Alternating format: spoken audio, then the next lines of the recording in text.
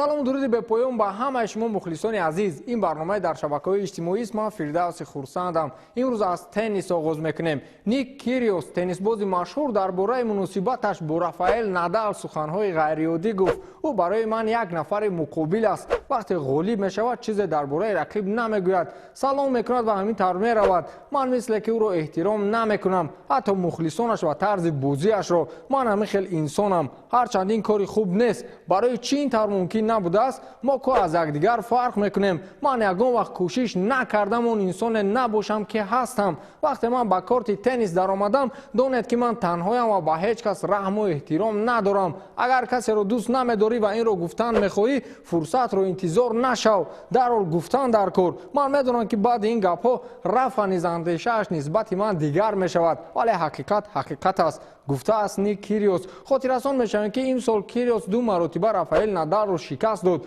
یکی در مسابقه نمایشی در استرالیا، دیگر بار در دور دوم مسابقه در آکاپولکو. اگر کیریوس هزار اندیشه‌اش رو گوید یا نگوید موافق رده‌بندی ATP او در موقع 36م قرار دارد.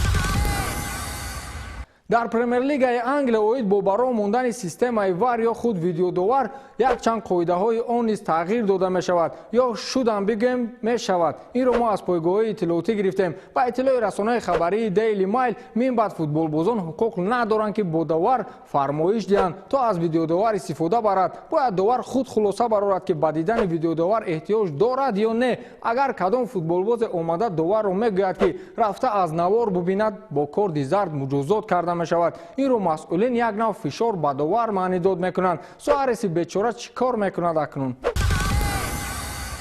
سرخیو آگوئرو الکی عقیده خود را درباره توپ طلایی بیان کرد. این را او در توییترش نشر نمود که زیر آن انقریب 1000 شرح از جانب استفاده برندگان نوشته شد. او در صفحه توییتر خود نوشت که با اندیشه من تا اون لحظه که مسی بازی میکند او باید هر سال توپ طلایی بگیرد. غیر از او هیچ کس ارزنده توپ طلایی نیست. فقط او ارزنده است و قادر است. گفته است سرخیو آگوئرو. خاطررسان میشوند که سرخیو آگوئرو هموطن مسی است و فعلا در دسته منچستر سیتی پرمیر انگلیا بازی میکند.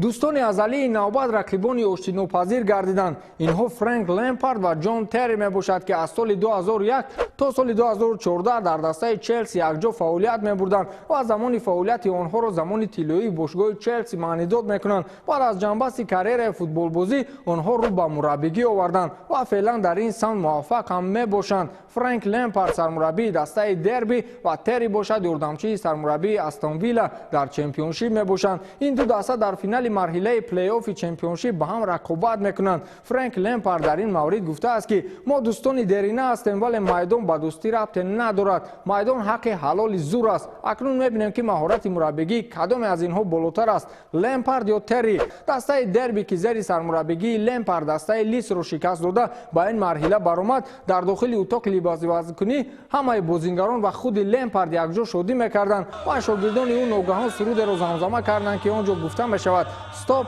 crying فرانک لمپارد، یعنی لمپارد گریه رو بس کن. این سرود را اصلا پیش از بازی مخلصان لیدز ضد لمپارد سراییده بودند که هدف اساسیشان همان ماجرای جاسوسی بود که در رقابت بین دسته‌ها مشاهده گردیده بود. مادامی که لمپارد در این بازی غالب آمد آنها این سرود را ضد مؤلفانش روان کردند.